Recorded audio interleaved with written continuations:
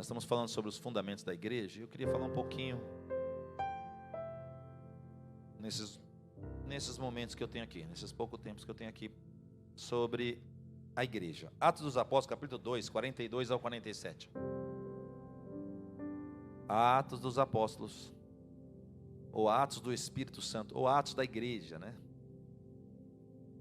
Capítulo 2, versículo 42 ao 47. E diz assim: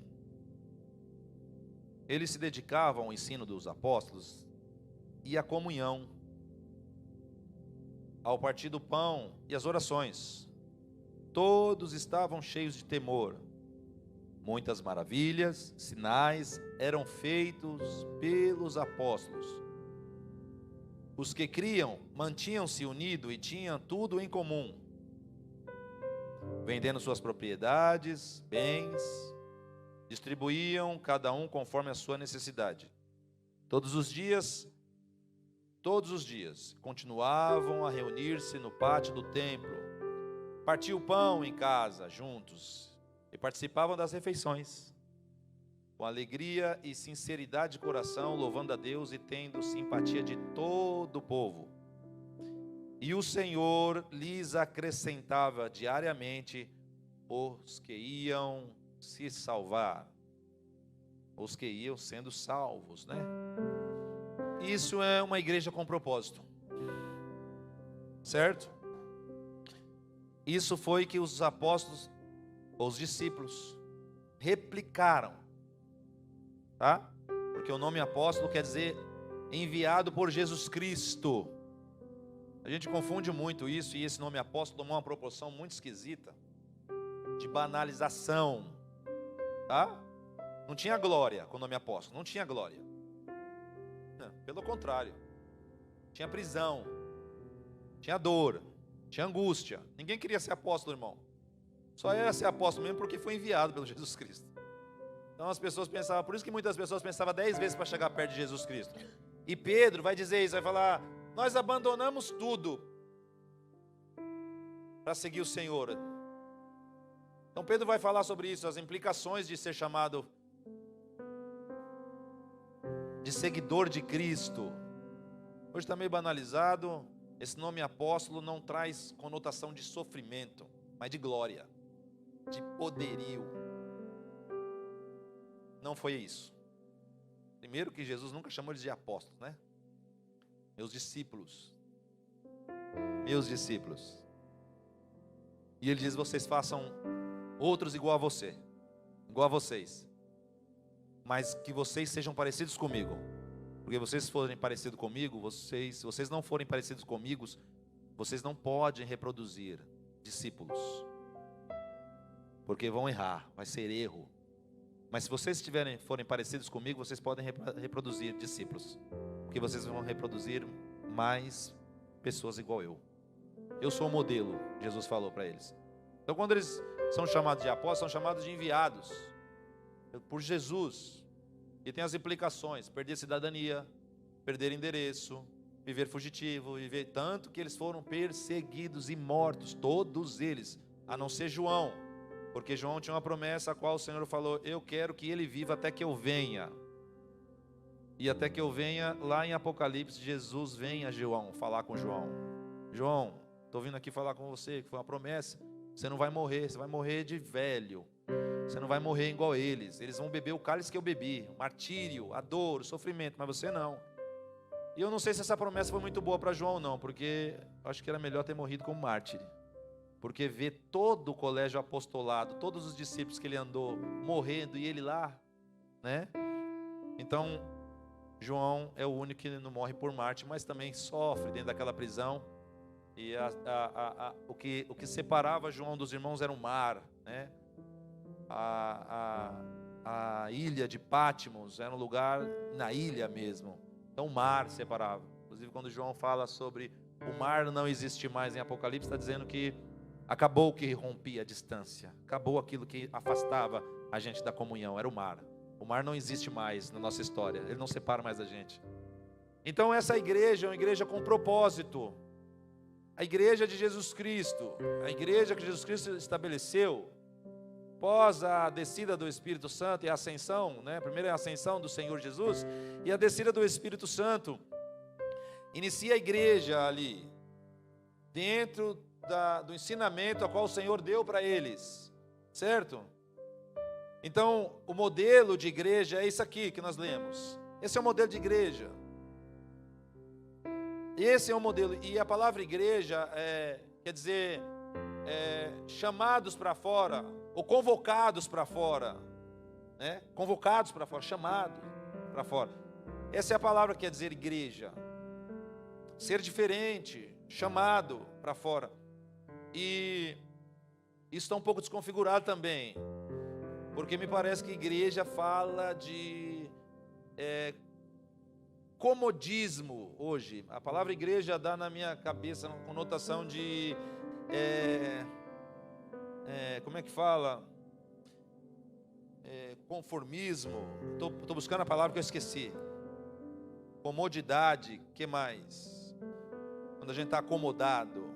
Conforto, zona de conforto. A gente como igreja estamos, essa palavra igreja me parece que está trazendo uma conotação de tranquilidade, de comodidade, de comodismo. Nós estamos consumidores, nós não estamos reproduzindo o que é a igreja, tá certo? E isso rompe um perigo e dá um sinal de alerta para nós, porque toda vez que a igreja não foi igreja, houve perseguição, houve luta. Então os apóstolos também caem no negócio desse, porque a gente está reunido nessa comunhão, nesse envolver aqui, nesse lugar, a gente não quer sair dessa zona de conforto, para a gente tá bom, certo? Então Deus sempre manda um alerta acerca disso, que nós somos igrejas, nós somos convocados para fora, tá certo? Nós somos o convocado para fora. Então igreja, a palavra igreja quer dizer isso, você foi chamado para fora. Nós viemos aqui na igreja para quê? Para que nós viemos aqui? Nessa reunião, por que nós viemos aqui? O primeiro ponto de nós viermos aqui é para receber uma instrução do Senhor, um direcionamento, para nós derramarmos isso lá fora. Não só de você receber algo para a sua cura. Claro, segue-se um começo, você vem aqui, o Senhor ministra uma palavra, o Senhor te cura, o Senhor te restaura, mas isso precisa produzir muito mais, uma responsabilidade. Se eu fui curado, eu preciso curar outro. Se eu fui transformado, eu preciso levar essa transformação para outro. Se eu sair das trevas, eu preciso levar luz para outro. Se eu não sou mais sem sal, sem graça, eu preciso levar isso para outro, esse tempero para outro. Se eu não estou mais estragando ou na morte, eu preciso também levar vida para outro. É esse entendimento da igreja quando nós se reunimos aqui. Você recebe um direcionamento e você vai. Foi por isso que o Senhor Jesus esteve com os seus discípulos durante 3 anos, falando para eles, ensinando eles, mostrando para eles como fazia. Para quê? Para enviá-los. E ele diz, eu vos envio. Como quê? Como ovelhas, no meio dos lobos. Então Jesus está dizendo, não vai ser fácil viver assim, não vai ser fácil falar do meu nome. Vocês serão enviados como ovelhas, no meio dos lobos, mas saiba que vocês têm um pastor que vai cuidar de vocês. E esse pastor sou eu, o sumo pastor. Estarei cuidando de vocês, porém vocês estarão no meio de lobos. Sejam prudentes como a serpente e também simples como as pombas, mas preguem, falem, batizem, em nome do Pai, do Filho e do Espírito Santo. Então a igreja ela vai tomando um corpo e a instrução da igreja é essa.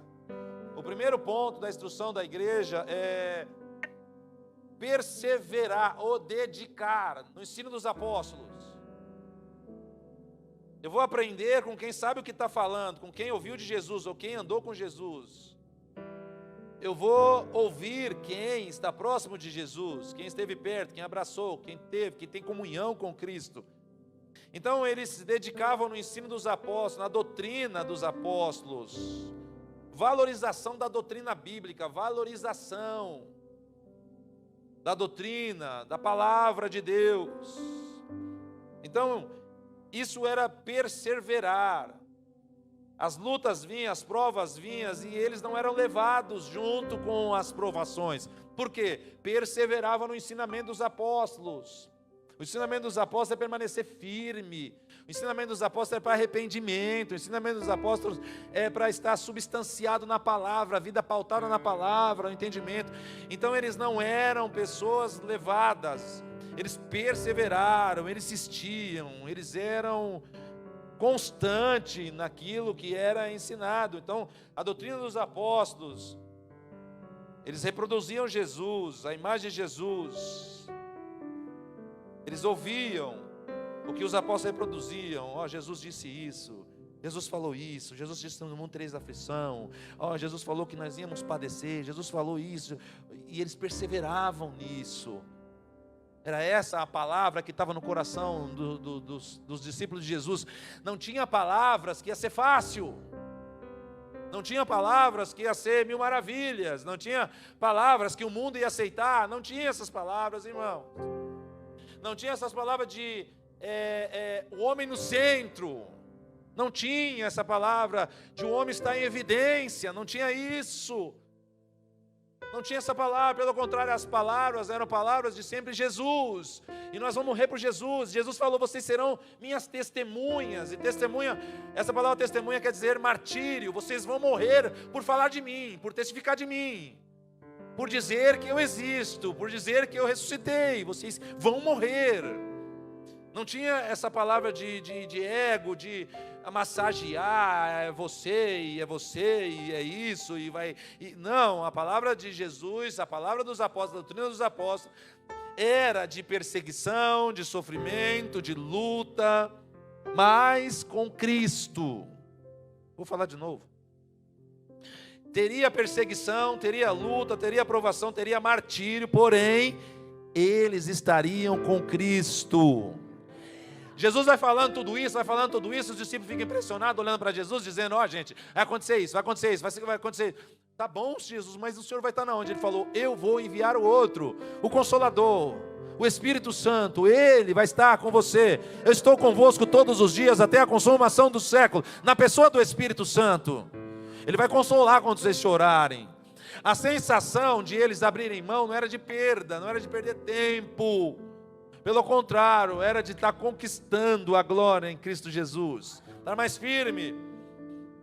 Então, a doutrina dos apóstolos precisa, a palavra de Deus, nós precisamos perseverar nela como igreja. Fundamento da igreja é a palavra, irmão, é o guia. O que a Bíblia diz não é não, o que a Bíblia diz sim é sim, irmão. Não existe, mas a tradução, não existe tradução. E pasmem vocês, a deturpação da doutrina sagrada, da palavra de Deus está em ascensão. E isso também é a manifestação do anticristo, porque o anticristo trará isso. Então, outro dia eu estava ouvindo alguém falar sobre a multiplicação dos pães. Na internet, irmão, meu Deus, é tanta coisa que a gente ouve na internet. E alguém estava dizendo que a multiplicação dos pães não foi a multiplicação dos pães, mas foi compartilhado os pães. Como assim? Eu peguei para ouvir aquele camarada falando isso. E ele dizia que Jesus não multiplicou o pão. Ele fez com que as outras pessoas que estavam naquele lugar compartilhassem o pão que eles tinham. Como assim, gente? Não, o que Jesus ensinou não foi um milagre, foi eles dividirem o que eles tinham e todo mundo comeu. Então, por exemplo, a Poli tinha comida e o outro estava com fome. 5.000 homens, fora as mulheres e crianças. Alguns dizem que eram 15.000 pessoas. Mas vão dizer que eles estavam tão egoístas que ele via o outro com fome e não dividia. E aí quando Jesus vê aquela situação, ele ensina eles dividirem o que eles têm na mão. A Bíblia não está dizendo isso, gente. A Bíblia está dizendo que ele multiplicou os pães e os peixes. Literalmente, divino, ele multiplicou. Inclusive na passagem, quando eles vão recolher, que é João capítulo 6, a hora que eles vão recolher os 12 cestos, a Bíblia vai dizer que eles recolheram os 12 cestos dos pedaços dos pães que Jesus havia dado graça. Mas estão dizendo que Jesus não multiplicou pão nenhum. Como é que é isso? Está existindo uma doutrina, estão deturpando a palavra, usando o texto fora do contexto, e não lendo o contexto daquilo, e não observando. Então, está um negócio muito esquisito, e as igrejas estão caminhando para isso, porque me parece que a gente não acredita mais no poder da unção de Deus e dos milagres. Que Deus não mudou, e Jesus opera milagres, cura, ressuscita, liberta, transforma. Jesus é o mesmo. Mas me parece que a gente não está acreditando mais nos milagres. Até para orar, irmã Marina, a gente está com dificuldade de orar por um enfermo. E a gente já vai orando com dúvida. Se Deus quiser curar, vai curar. Mas espera um pouquinho. Ele ortogou a autoridade. Eis que eu vos dou a autoridade. Vocês vão pôr as mãos sobre os enfermos e eles serão curados. Ô irmão, na minha casa já aconteceu multiplicação de pães. Quando nós era pobrezinho, minha mãe orava e multiplicava. A gente, oh meu Deus, obrigado. Multiplicava. Na sua casa já aconteceu multiplicação? Eu já vi pessoas dizendo que estava fazendo a obra e orou por gasolina, e a gasolina foi multiplicada. Agora, por que nós estamos deturpando, dizendo que Jesus não multiplicou os pães? Ele multiplicou os pães, e os pães foram rendendo, alimentou todo mundo, e ainda sobrou, porque isso foi milagre. Estava na virtude, no poder de Deus, provisão. Não foi um ensinamento. Ah não, vocês precisam compartilhar o pão. O irmão está ali, ele está com fome, o jovem está com fome, então você tem pão, irmão, divide com ele. Não foi essa multiplicação. Ele pegou um pão aqui, deu graça, partiu e reproduz. Aí foi multiplicando aquele pão, foi multiplicando. Uma padaria.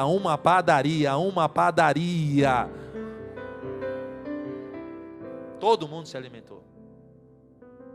E eu estou preocupado com essa doutrina esquisita que está surgindo por aí. E nós, como os pastores, estamos muito preocupados, porque estão desconfigurando, deturpando. E nós precisamos ficar pautados dentro das escrituras, a qual nós aprendemos. Viver pela fé, andar pela fé, vencer o que tiver que vencer, romper o que tiver que romper. E o nosso destino é o céu em Cristo, amém ou não amém? A vida não será fácil com Cristo, mas nós estaremos com Ele, isso é maravilhoso. A sua presença é tudo que você precisa. Em Timóteo, 2 Timóteo, capítulo 3, versículo 10, Paulo vai dizer para Timóteo: Timóteo, eu vou te aconselhar para você aconselhar a igreja. E um dos problemas maiores que a igreja aconteceu foi deixar as coisas do mundo entrarem, o sistema mundano amperar dentro das igrejas. O que aconteceu, o que fez as igrejas falirem, quebrarem espiritualmente, foi que o mundanismo entrou. Então você vê a igreja de Laodiceia, ela permite que as coisas que acontecem na cidade entrem para dentro da igreja. Vocês são ricos, vocês permitiram que o mamon comandasse a igreja. E aí você vê falta de amor em outra igreja, porque lá fora já tinha acabado o primeiro amor. Ele fala: vocês acabaram o primeiro amor, vocês estão fora do primeiro amor, porque lá fora está acontecendo isso, vocês colocam para dentro. As coisas que acontecem do lado de fora não podem mudar quem somos do lado de dentro. O que nós aprendemos, a doutrina, ou a palavra de Deus, não pode, são inegociáveis. Então 2 Timóteo capítulo 3, versículo 10, Paulo vai aconselhar ele: mas você tem seguido os meus ensinamentos, a minha maneira de agir, o propósito que tenho na minha vida, tem seguido também a minha fé, minha paciência, meu amor, a minha perseverança, minhas perseguições, meu sofrimento. Eu não vejo, ele dizer, o meu dinheiro. Eu vejo, olha o caminhar desse camarada que é o rabino da gente, de instrução, discipulado. Paulo ensinou, Paulo que conduziu a igreja, Paulo que doutrinou a igreja, trouxe um modelo para nós, ensinando a gente nas palavras de Jesus Cristo. Então o que ele vai falar? Seguindo a minha fé, a minha paciência, o meu amor, a minha perseverança, as minhas perseguições, os meus sofrimentos. Você sabe tudo o que aconteceu na cidade de Antioquia e de Ícaro e de Listra. Que terríveis perseguições eu sofri. Porém, o Senhor me livrou de todas. Por que ele está vivendo perseguição, irmão? Por conta da palavra de Jesus Cristo. Ele não está vivendo perseguição que ele foi procurar, não, foi o chamado, é a vocação. Ele está sofrendo perseguição por conta da palavra de Jesus Cristo. Olha lá. O Senhor me livrou todas elas. Todos os que querem viver a vida cristã unidos com Cristo Jesus serão perseguidos. Olha para o irmão que está do seu lado e fala assim: você está unido com Cristo? Bem-vindo ao clube do sofrimento.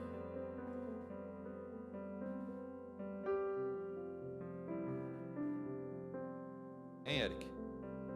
Ah, não estou unido. Então você não sofre. Por isso que você não é perseguido. Por isso sua vida está assim. Só que também não tem alegria abundante. É escolha. Entendeu? Aí por isso que nós somos perseguidos.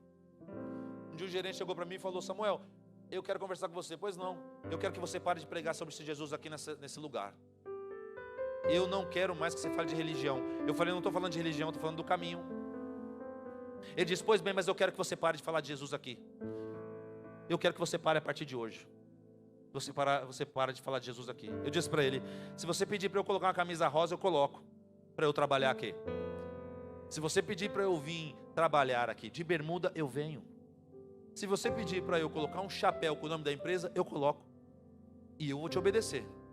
Mas pedir para não falar de Jesus, isso eu não vou te obedecer. Porque foi Ele que me resgatou de lá. Ah, é? É sim, senhor, é sim, senhor. E eu estava numa prova brava. E o patrão me chamou lá em cima. Ele falou: assina aqui, Samuel, aqui. Aonde? Aqui. O que é isso? Está demitido. Por que eu estou demitido? Não serve mais seu serviço. Como assim? Ontem o senhor me deu um feedback, estava me elogiando. Está demitido. E eu levantei com uma aprovação brava. Eu estava. Mas saí alegre que o Senhor me abraçou. A nossa vida não é mais preciosa que a palavra de Jesus Cristo, irmão. Alguém pode chegar aqui para mim e falar: pastor, eu quero que você abaixe esse microfone. Nós vamos abaixar. Pastor, está muita bagunça. Está muito alto, eles estão cantando muito alto. Ninguém é obrigado a ouvir o que a gente está pregando. Amém ou não amém? Agora, se alguém chegar ali e falar: você pode parar de falar de Jesus, eu vou falar para ele: pode dar o primeiro tiro. Porque eu só vou parar de falar daquele que me salvou quando eu partir dessa. Olha para esse irmão e fala assim: fale daquele que te resgatou. Aí as coisas não estão dando certo. É lógico, você está falando de Jesus, meu irmão. Ah, mas as provações tá difícil. É lógico que você está falando de Jesus. Você queria o quê? A gente vai pensando: meu Deus, está acontecendo tanta coisa. Meu Deus, meu Deus, meu Deus, meu Deus, meu Deus. Aí a gente vai querendo desabafar com Deus algumas situações. Aí Deus fala assim: Samuel, Samuel. Sim, Senhor. Como que foi a minha trajetória, Samuel? Aí eu falo: nem vou falar mais, Senhor. Não existe servo maior que o seu Senhor. Se eu passei por isso, Samuel, você também vai passar por isso. Mas ouça, Samuel, ouça. A minha presença não vai te faltar. O meu consolo não vai te faltar. A minha mãe apanhava para vir para a igreja. Minha mãe apanhava para vir para a igreja. Minha mãe. E nós também apanhávamos para vir para a igreja, porque meu pai não queria a gente dentro de uma igreja. Então cansamos de acabar o culto, de irmão acabar o culto, e meu pai na porta esperando minha mãe para arrastar minha mãe de ladeira abaixo, puxando ela pela mão. Chegava em casa, meu pai pegava a Bíblia e queimava a Bíblia. E meu pai falava: eu não quero você mais que esse Jesus, eu não quero você mais naquela igreja, eu não quero você mais. Mas sabe o que minha mãe fazia? Meus filhos, fiquem quietos. No próximo culto, o Senhor vai promover uma porta para que a gente esteja na igreja novamente.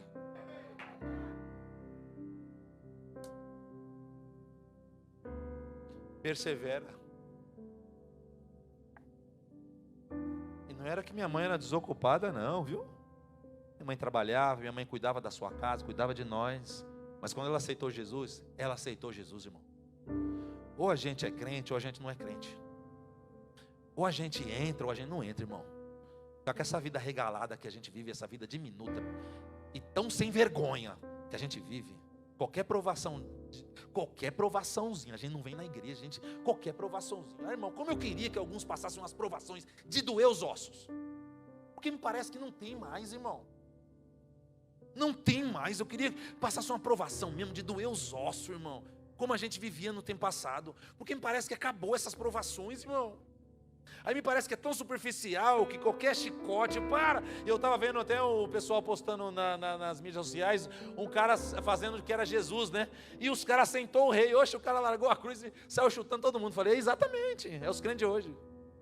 A gente larga a cruz com a primeira chicotada, para com isso. Eu não nasci para isso. Nasceu sim. Quem quiser vir após mim, negue-se a si mesmo, toma cada dia a sua cruz e segue-me. Não é Jesus que vai te seguir, entenda isso.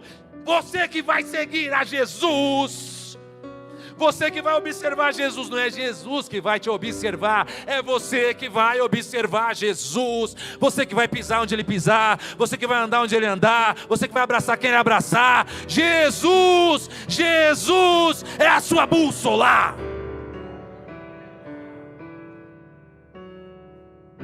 E me parece que me parece que não é ser crente mais.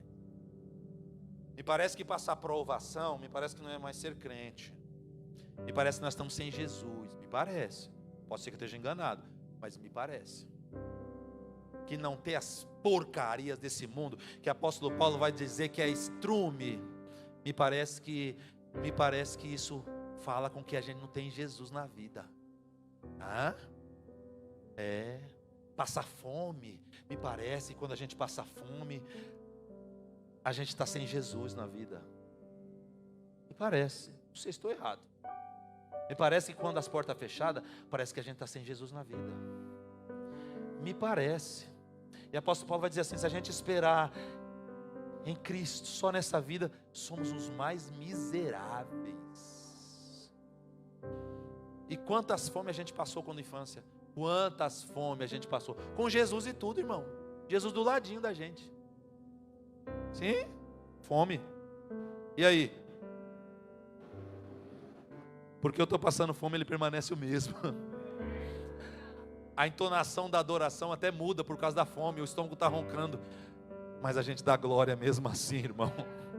A gente exaltava o nome do Senhor. Então, olha o que ele fala. Aquele que procura estar unido com Cristo, aquele que procura estar unido com Cristo, ele vai padecer, tá certo? Porém, as pessoas más e fingidas irão de mal a pior, enganando e sendo enganado, porque quem engana é enganado, certo, irmão? O cara está enganando, mas ele está enganado. Quanto a você, continue firme nas verdades que aprendeu, em que creu, de todo o coração. Você sabe quem foram os seus mestres na fé cristã, e desde menino você conhece as escrituras sagradas, as quais lhes podem dar sabedoria que leva à salvação, por meio da fé em Cristo Jesus. Condição, sua vida precisa estar pautada na palavra de Deus, para você chegar lá. A fé, a salvação é pela fé em Cristo, mas a palavra precisa estar ativa, regeneração ativa na sua vida, produzir salvação, por meio de Jesus Cristo, pois toda a escritura sagrada inspirada por Deus é útil para ensinar a verdade, condenar o erro, corrigir faltas e ensinar a maneira certa de viver. Isso para que o servo de Deus seja completamente o quê? Preparado, pronto para fazer todo tipo de boas ações. É para pregar, eu estou preparado. É para morrer, eu estou preparado. É para abraçar, eu estou preparado. É para expulsar demônio, eu estou preparado. Me parece que eu preciso me preparar. Que tanto preparar é esse? Hein? Que tanto a gente está atrás de coisas para preparar? Que tanto preparar? Para quê? Para quê, irmão? Ah, mas eu que preciso. Para quê? Já é para você estar preparado. O pouco que você aprendeu é uma dinamite atômica no reino do inimigo. O que você precisa fazer? O quê? O quê? Usá-la. Abre bem a tua boca e eu te encherei. O que você precisa fazer? É dar um passo para Jesus. Oséias de Paulo dizia, um passo só, tu precisa dar para Cristo. Um passo só. São uns hinos muito antigos, que a gente ouvia muito. Então esteja pronto. 2 Timóteo capítulo 4, versículo 1 ao 5, diz assim, olha a importância, olha que Paulo vai dizer para Timóteo, meu Deus do céu, na presença de Deus e de Cristo Jesus, que julgará todos os seres humanos, tanto os que estiverem vivos, como os que estiverem mortos, eu ordeno a vocês, com toda firmeza, o seguinte, por causa da vinda de Cristo, do seu reino, pregue a mensagem, insista em anunciá-la, seja em tempo certo ou não. Procure convencer, procure repreender, anime, ensine com toda a paciência. Convença as pessoas através do Espírito Santo. Gente, vocês precisam de Jesus. Repreenda as pessoas. Você está errado, você está traindo tua esposa, você está errado. Repreenda, você está na prática errada. Porque hoje agora até isso da cadeia. Até algumas coisas que a gente fala aqui, meu irmão, da cadeia pra gente. Pensar que não, polícia dessa ali, homofobia, você está falando. Não pode mais falar. Não, Isaías vai dizer, ai daquele que chama o bom de mal e o mal de bom. O amargo do doce e o doce de amargo, está acontecendo isso.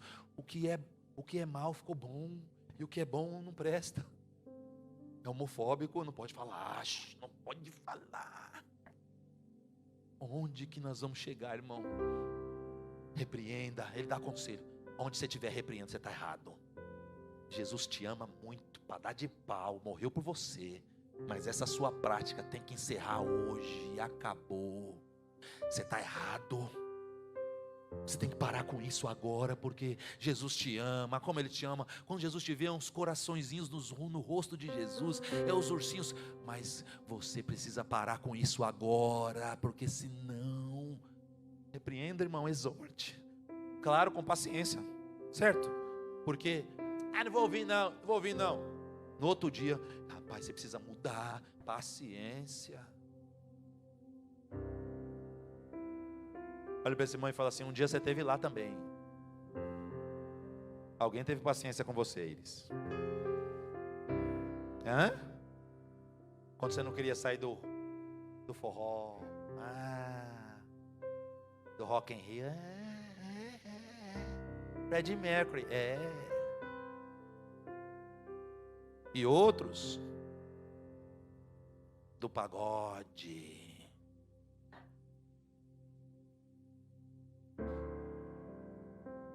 Comigo é exalta samba, comigo é funda de quintal,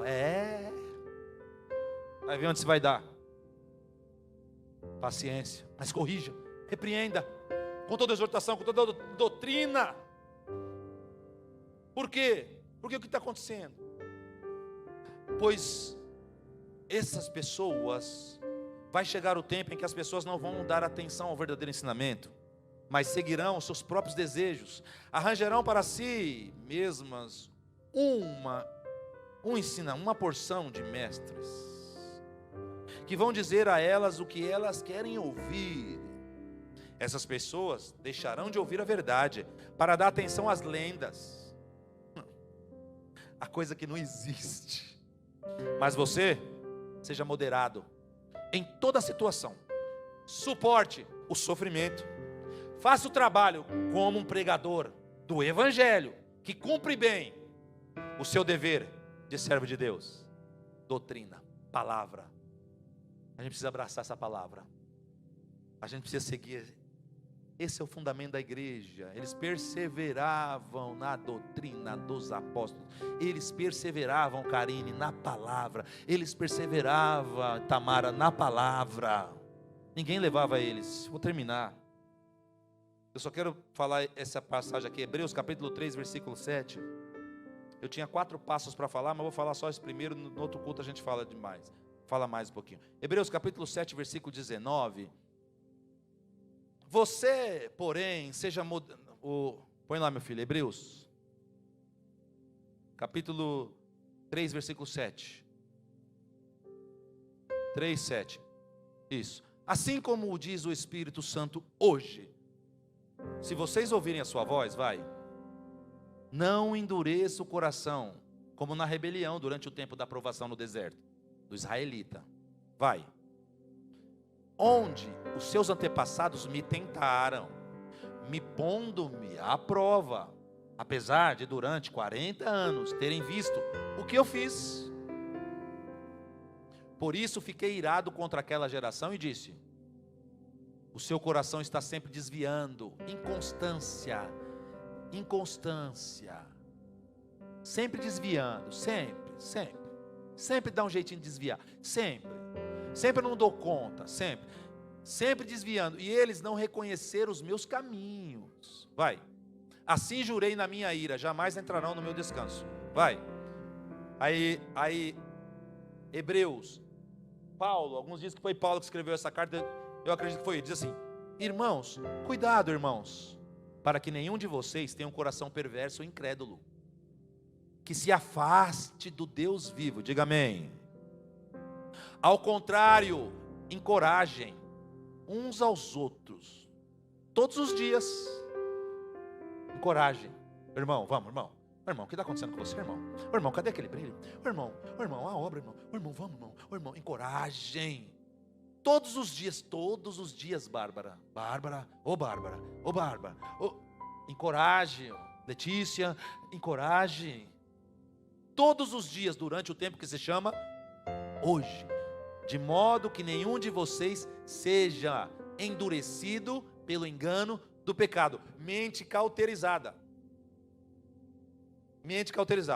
Pois passamos a ser participante de Cristo, desde que, de fato, nos apeguemos até o fim, a confiança que tivemos no início. Viu? A confiança do início. Tem crente que começa bem e termina mal. Não tem constância. Por isso é que se diz: se hoje vocês ouvirem a sua voz, não endureça o coração. E o Senhor está falando: não vai, olha, para, vem. Não, isso aqui é coisa da minha cabeça. Isso aqui não tem nada a ver. Não, o Senhor está falando com você: não endureça o coração. Ele está falando com você: olha, você precisa ser um pouquinho melhor, você precisa avançar mais, olha, você precisa se converter, olha, não endureça o seu coração, como na rebelião, como naquele dia. Ele vai dar o exemplo de como foi. Que foram os que ouviram e se rebelaram. Não foram todos, o que Moisés tirou do Egito, rapidinho. Contra quem Deus esteve irado durante 40 anos. Não foi contra aqueles que pecaram, cujos corpos caíram no deserto. Tinha promessa, mas morreram. E a quem jurou que nunca haveria de entrar no seu descanso, Deus falando: vocês não vão para o lugar do descanso meu, aonde eu tenho descanso.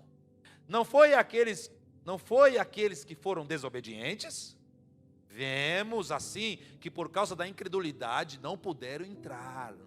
Falta de fé, inconstância, rebelião, desobediência, não puderam entrar. Uma vez salvo, não está sempre salvo. Eu não acredito nessa doutrina.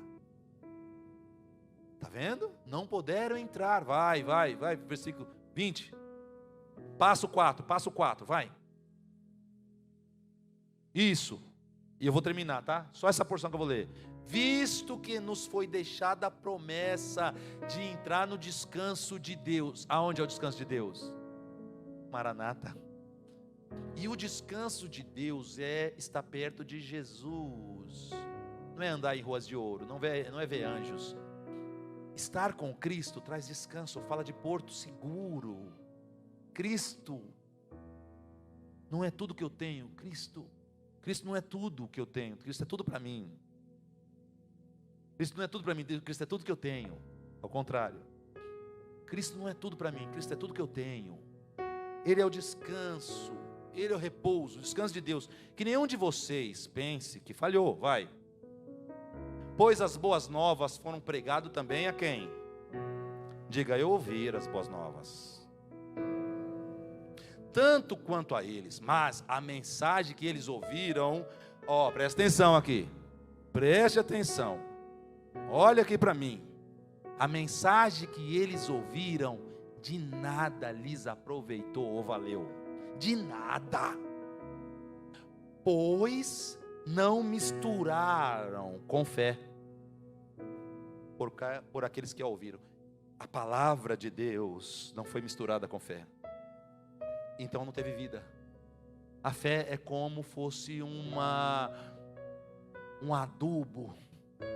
Eu creio nessa palavra. Eu vou nessa palavra.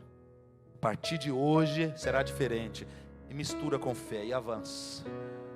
Ô Cleiton, de nada aproveitou a pregação do Evangelho. De nada. Se você soubesse o tanto que o inimigo não quer que você ouça essa palavra. Eu podia estar gritando aqui, falando um monte de coisa, você está voando. Mas você ia sair da mesma forma. E você precisa entender que as implicações de você não misturar com fé está em balança a sua salvação e a sua eternidade com Cristo. Eu não sou um pastor irresponsável. O seu sangue não vai cair na minha cabeça. Eu vou falar para você. Se não tiver conversão, também não há céu.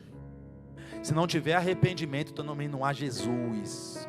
Se não tiver convicção de fé em Cristo, também não há vida. Não adianta, você vai vir à igreja, você vai voltar à igreja e a palavra não vai ter proveito. Mas hoje, nesta manhã, o pastor Jesus veio aqui para exortar você e dizer: desperta tu que dormes, levanta dentre os mortos, e Cristo vai te esclarecer. Acorda! Vai, versículo 4, bora, rapidinho meu filho, que hoje é Páscoa. Hoje passou. Pois em certo lugar ele falou sobre o sétimo dia, nessas palavras: no sétimo dia Deus descansou de toda a obra que realizara. Vai. E de novo, na passagem citada, há pouco diz: jamais entrarão no meu descanso. Então tem outro descanso. Portanto, resta entrar alguns naquele descanso. E aqueles a quem anteriormente as boas novas foram pregadas, não entraram. Por quê? Por causa da desobediência, vai. Por isso Deus estabelece outra vez um determinado dia, chamado hoje. Oportunidade é hoje. O arrependimento é hoje. Eu vou me preparar para servir a Deus. Você nunca vai estar preparado. É hoje, o dia chama hoje. Ao declarar muito tempo depois, por meio de Davi, de acordo com o que fora dito antes: se hoje vocês ouvirem a sua voz, não endureça o coração. Vai, filho. Porque se Josué lhes tivesse dado descanso, Deus não teria falado posteriormente a respeito. Assim ainda resta um descanso, um sábado para o povo de Deus. Vai. Pois todo aquele que entra no descanso de Deus também descansa das suas obras. Está muito fadigado, está muito cansado, precisa entrar no descanso, como Deus descansou das suas. Portanto, esforcemo-nos por entrar nesse descanso, para que ninguém venha cair seguindo aquele exemplo de desobediência. Pois a palavra de Deus é eficaz e viva, mais afiada que qualquer espada de dois gumes. Deixa eu traduzir: mais penetrante que uma bala de R15, de uma metralhadora. Ela é mais penetrante e vai na divisão da alma com o espírito, corpo. E hoje eu estava dando discipulado para os meninos: corpo, alma e espírito. Você é tricotômico: corpo, alma e espírito. O corpo, a matéria, a alma, o psique, o entendimento, o que você deseja, e o espírito, natureza de Deus. A palavra de Deus, ela vai na divisão, aonde está dividido, aonde está afastado, e ela une a natureza de Deus, para que você seja parecido com o Filho de Deus. A palavra te puxa de volta Porque a gente só fica corpo e alma, e o espírito, que é a natureza de Deus, a gente não quer. Ambos se opõem, ambos brigam, ambos discutem o tempo inteiro. Aí há uma divisão. A palavra de Deus entra aqui, como ela está fazendo agora, e dizendo para nós: você precisa se arrepender, você precisa voltar. Aí o espírito, aí vem aqui a natureza de Deus e se une e faz de você igual o Filho de Deus. E aí, quando completa essa unidade, o Espírito de Deus vem e batiza, e ali você se torna uma pessoa diferente e não mais comum. Juntas, medulas e pensamento. É a palavra de Deus. Olha para esse irmão e fala: persevere. Mostra a Bíblia para ele. Agora eu peguei. Olha lá. Aí você mostra o celular.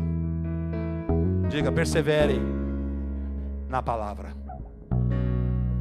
Não desvia, viu? Persevere na palavra. Olha de novo, fala: persevere na palavra. Persevere na doutrina. Não deixa ninguém enganar você, não. O que é certo, o que é errado e acabou. O que é pecado e acabou. Que o temor do Senhor caia sobre nós hoje aqui. Que o temor de Deus caia sobre nós hoje aqui. Que a gente pare de errar o alvo e caminhe para a santidade de Deus. Vamos embora, se coloque de pé, vamos embora. Aí eu ia falar sobre a comunhão. Eu ia falar sobre o partir do pão. E eu ia falar sobre... É isso aí, partir do pão. A oração. Eu ainda tinha 3 pontos para falar. Que primeiro, perseverar na doutrina dos apóstolos. Segundo, partir do pão. Aliás, comunhão.